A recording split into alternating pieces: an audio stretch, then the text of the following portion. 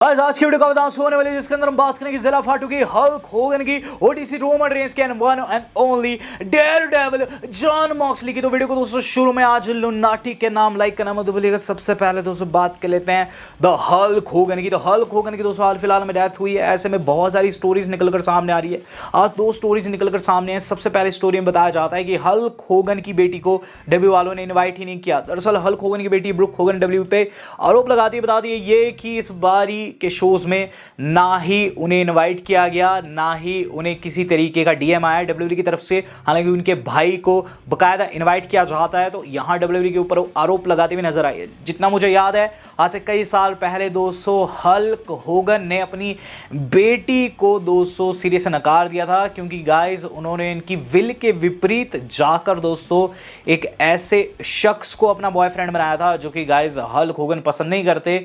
और यहां दोस्तों ब्रुक होगन जो है वो डब्ल्यूडब्ल्यूई से डिमांड कर रही थी कि उन्हें बुलाया जाना चाहिए, लेकिन गाइस उन्हें बुलाया ही नहीं गया। चलिए जो हुआ सो हुआ। यहां दोस्तों हम जानते हैं हल्क होगन ने अपनी बेटी को क्यों सिरे से नकार दिया था, क्योंकि गाइस उनका एक ब्लैक बॉयफ्रेंड था। लेकिन गाइस वहीं एक ब्लैक शख्स ने ये चीज़ बताई, हल्क होगन बिल्कुल भी श्वेत अश्वेत नहीं करते थे। बहुत सी स्टोरीज निकल रही है, उनमें दूसरी स्टोरी ये बताती है कि गाइस हल्क होगन जिम्मेदार थे हार्लेम हीट के पुश के लिए। हार्लेम हीट दोस्तों बुकर टी की एक टीम होती थी WCW के दिनों में, और गाइस उसका जो पुश आया था सिर्फ हल्क होगन की वजह से आया, ऐसा कहना है बुकर टी का स्वयं। तो बुकर टी ने ये चीज़ बताई है कि हल्क होगन उतने भी दिल के बुरे नहीं थे। एक तरफ तो दोस्तों ऐसा लगता है कि हल्क होगन जो थे वो काफ़ी बुरे व्यक्ति थे, एक तरफ ऐसा लगता है कि उनसे अच्छा शख्स कोई नहीं था। वेल अपना अपना ओपिनियन है। बहुत से लोग हेट दे रहे हैं, बहुत से लोग सपोर्ट कर रहे हैं, सबका अपना अपना सोचना है। हम बात कर लेते हैं दोस्तों गुंथर की। गुंथर ने दोस्तों जॉन सीना को चैलेंज कर दिया इनडायरेक्टली। यस गाइस, गुंथर ने हाल फिलहाल में इंटरव्यू में क्या चीज़ कह दी कि 2025 जो है ख़त्म होने को अभी बहुत ज़्यादा टाइम है। वो कहते हैं who knows there still a long time left to face John Cena. तो जॉन सीना से दोस्तों फाइट करना चाहते हैं और 2025 के अंत से पहले वो चाहते हैं कि सीना को फेस करे। इनडायरेक्टली उन्होंने चैलेंज कर दिया है। मेरे हिसाब से अगर जॉन सीना लड़ना चाहते होंगे गुंथर से, डेफिनेटली मैच आगे जाकर बन सकता है। क्या पता जॉन सीना के पास दो टाइटल हो जाए। वेल अगर ऐसा होता है तो काफ़ी सही रहेगा, लेकिन समय ही बताएगा क्या कुछ रहता है इन दोनों के बीच में। समर स्लैम दोस्तों अभी सबसे ज्यादा करीब है, जहां सीना अपने टाइटल डिफेंड कर रहे हैं कोडी रोड्स के अगेंस्ट में, और कोडी रोड्स से वो फिर से फाइट करने वाले हैं। लेकिन गाइस समर स्लैम का जो स्टेज का पिक्चर मेरे सामने आया ना गाइस, इस बारी के समर स्लैम उतना भी तगड़ा नहीं रहने वाला है। तो ये इनिशियल पिक्चर है जिसमें दिखाई दे रहा है दोस्तों एक लंबा चौड़ा स्टेज, और काफ़ी जेनरिक सा दोस्तों स्टेज नज़र आ रहा है मुझे। हालांकि मुझे लगता है अभी स्टेज को पूरा होने में थोड़ा बहुत टाइम है। आप जानते हैं कुछ एक दिन बाकी है, तो अभी दोस्तों मैं इसे पूरी तरीके से जज नहीं करूँगा, लेकिन जितना मुझे दिख रहा है मैं ये ज़रूर कहूँगा कि काफ़ी जेनरिक सा है, काफ़ी सिंपल सा है। इसे दोस्तों बेहतरीन तरीके से बनाना चाहिए था, जैसे कि विंस की एरा में बनाए जाते थे स्टेज। गाइस बहुत ज़्यादा याद आते हैं वैसे वैसे स्टेज। अब विंस की मैंने बात लगा दी तो विंस के ऊपर भी अपडेट आ चुकी है। विंस ने एक महिला को आप कह सकते हैं दोस्तों ठोकने की कोशिश की। बीते कल दोस्तों आप जानते हैं हल जो हमारे विंस है उनकी गाड़ी दोस्तों इतनी तेज़ रफ्तार से टकराई है दोस्तों कि गाइस बिल्कुल डिस्ट्रॉय हुई है। मैंने आपको बताया कि इसमें किसी को इंजरी नहीं आई है। तो जो महिला इन्वॉल्व थी इस एक्सीडेंट में वो बता दी कि विंस मैकमैन जो है 80 से 90 माइल पर आवर की स्पीड से चला रहा था, और ऐसे में दोस्तों महिला भी बाल यहाँ बची। वो लिखती है lucky to have survived a horrific car crash way up to catch the ferry to Martha yard last Thursday morning. तो यहाँ दोस्तों विंस फिर से कंट्रोवर्सी में फंस चुके हैं, उन पे और ज़्यादा चार्जेस यहाँ चढ़ चुके हैं। इससे पहले ही दोस्तों वो जनरल ग्रांट वाले केस में फंसे हुए थे। यहाँ दोस्तों एक और चीज़ ने उन्हें पकड़ लिया है, जो कि दोस्तों एक कार एक्सीडेंट वाला केस है। कार तो उनकी पूरी डिस्ट्रॉय होगी, लेकिन यहाँ दोस्तों अच्छी चीज़ ये थी कि विंस बच गए। तो विंस को दोस्तों इस स्टेज में गाड़ी नहीं चलानी चाहिए। हालांकि डब्ल्यूडब्ल्यूई चला सकते हैं, वो डब्ल्यूडब्ल्यूई में आ सकते हैं। हम बात कर लेते हैं दोस्तों इससे अगली न्यूज़ की। तो गाइज हमें विंस कितनी याद क्यों आ रही है, आपको भी याद आ रही होगी, क्योंकि दोस्तों हाल फिलहाल में डब्ल्यूडब्ल्यूई अनरियल आया है, जिसके अंदर बिल्कुल दोस्तों आप कह सकते हैं डब्ल्यूडब्ल्यूई की जो सबसे निचली परत रहती है वो उखाड़ कर सामने रख दी है खुद डब्ल्यूडब्ल्यूई वालों ने। और इसके अंदर दोस्तों के फैप का अंत हो चुका है। तो ऐसे में बुरा तो लगता है जब के फैप का अंत होता है और बहुत सी चीज़ें रिवील होती है, लेकिन ट्रिपल एच को अच्छा लगता है। ट्रिपल एच से हाल फिलहाल में पूछा गया था ये जो अनरियल आ रही है इसको हेट भी मिल रही है। बहुत से लोग कह रहे हैं कि आपने गलत किया। तो क्या कहते हैं कि हमारा जो बिजनेस है डर के ऊपर आधारित है ही नहीं। हम क्रिटिसिज्म से डरते ही नहीं हैं। अगर क्रिटिसिज्म से डरते तो हर हफ्ते अपना शो कैसे लेकर आ पाते। बात इतनी सी है कि ये जो जितने भी बिहाइंड द सीन्स हम दिखा रहे हैं लोगों को, हमें लगता है कि लोग हमें रिस्पेक्ट ही करेंगे और रिस्पेक्ट इंक्रीज़ ही होगी। बिल्कुल दोस्तों रिस्पेक्ट इंक्रीज होगी, लेकिन कहीं ना कहीं जो वो रेसलिंग का मसाला रहता है, रेसलिंग का जो स्वाद रहता है वो कहीं ना कहीं गुम हो जाता है। जो वैसी चीज़ें सामने आती है तो एक बच्चे का जो सपना रहता है जैसा वो रेसलिंग को देखता है नष्ट हो जाता है। तो मैं दोस्तों ट्रिपल एच की बात से सहमत नहीं हूँ, ये मेरा खुद का ओपिनियन है। हालांकि दोस्तों इसके अंदर बहुत सारी चीज़ें रिवील हुई जो कि कल वाली वीडियो में हमने बहुत अच्छे से डिस्कस किया है, तो जाकर आप देख सकते हैं कि डब्ल्यूडब्ल्यूई अनरियल में एक्चुअल में क्या क्या राज पर से पर्दा उठाया गया था। बात कर लेते हैं दोस्तों ऐसे ही शख्स से जिसने आज पर्दा हटाया है AEW के ऊपर से। देखो आज कोडी रोड्स जो है आज हम लोगों को अनरियल दिखाई दिए।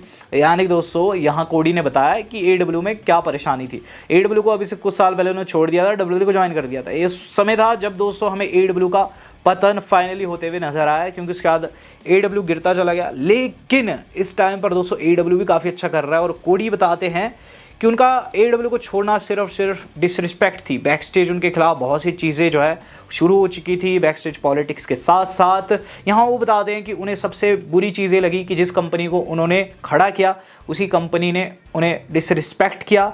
इवेंचुअली वो कहते हैं कि इसका वो बदला नहीं लेना चाहते, उनकी सक्सेस ही बदला है जो कुछ WWE में कर रहे हैं। इसको लेकर वो बहुत ज़्यादा खुश है, इस समय उन्हें बहुत अच्छा लग रहा है कंपनी में। तो बात इतनी सी है दोस्तों कि कोडी का कोई द्वेष तो नहीं है, लेकिन हाँ टोनी खान के साथ दोस्तों उनकी शायद से कोई खटपट हो गई थी बैकस्टेज और जो डिसरिस्पेक्ट उन्होंने फील की, इसीलिए दोस्तों उन्होंने AEW को छोड़ा है। हम बात कर लेते हैं दोस्तों इससे अगली न्यूज़ की।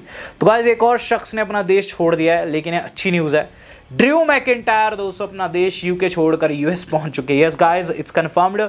यहाँ दोस्तों ड्रू मैकिंटायर ने वीडियो अपलोड कर दी सुबह सवेरे। वो कहते हैं कि बहुत से लोग मुझसे बहुत से सवाल कर रहे हैं, इवन मिज कह रहा है कि वो मेरी जगह ले सकता है, लोगन पॉल का वो पार्टनर बन सकता है समर स्लैम में। गैस व्हाट, जिसके बाद वहाँ लोगन पॉल दिखाई देते हैं। लोगन पॉल कहते हैं कि बेटा ये तो आ गया यहीं के यहीं, तो माइक तुम्हारा सपना टूट गया, द मिज तुम्हारा सपना टूट गया।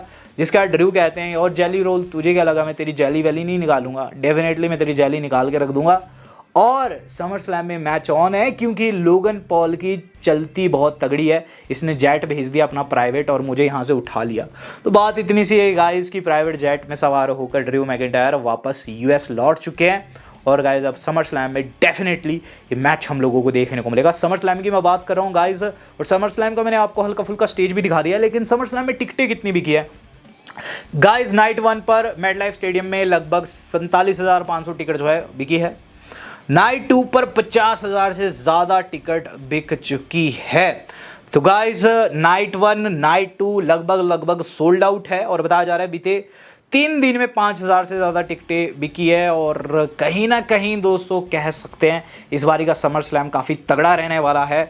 1 लाख लोग दोस्तों दोनों नाइट पर कुल मिलाकर देखने को मिलेंगे, जो कि गाइस काफ़ी बम्पर आप कह सकते हैं शो रहने वाला और बहुत ज़्यादा फायदा WWE को पहुंचाने वाला है।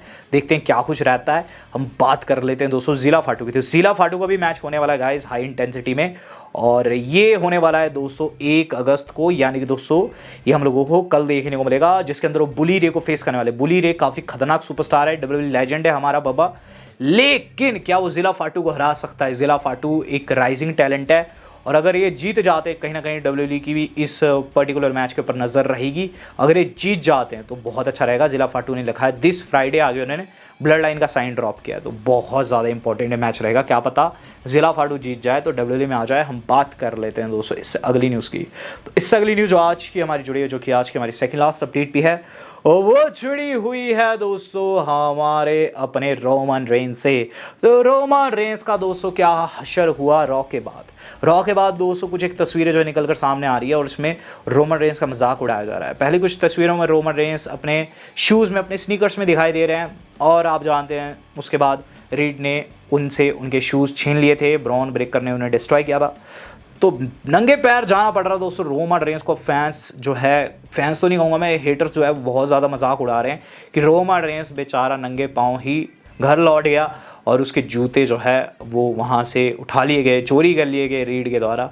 तो यहाँ दोस्तों अब देखना होगा कि रोमन रेंस क्या करते हैं। मेरे हिसाब से ये कहीं ना कहीं दोस्तों एक एंगल भी बन सकता है समर स्लैम में कि जब रोमन रेंस की टीम जीत जाएगी तो वो भी रीड के जूते वूते निकाल कर ले जाएंगे बदले के तौर पर, जो कि काफ़ी अच्छा मूवमेंट बन भी सकता है।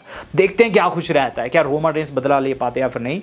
बात कर लेते हैं उस शख्स की जिसे दोस्तों फैंस चाहते हैं कि जे उसो को रिप्लेस करे। जी हाँ दोस्तों, मैं बात कर रहा हूँ लुनाटिक फ्रिंज डीन एम्ब्रोज एके जॉन मॉक्सली की। जॉन मॉक्सली दोस्तों आज AEW में अपना रीमैच हार गए। आज दोस्तों उन्होंने डेयर डेविल के जैसे एंट्री ली। मैच भी दोस्तों काफ़ी तगड़ा था उनका। हैंगमैन पेज यानी कि चैंपियन के खिलाफ वो लड़ रहे थे। एंड में दोस्तों उन्हें बकशॉट लैरिएट लगा जो कि फिनिशर है दोस्तों हैंगमैन पेज का, और गाइस उनसे किक आउट नहीं किया गया। ओवरऑल मैच बहुत अच्छा था।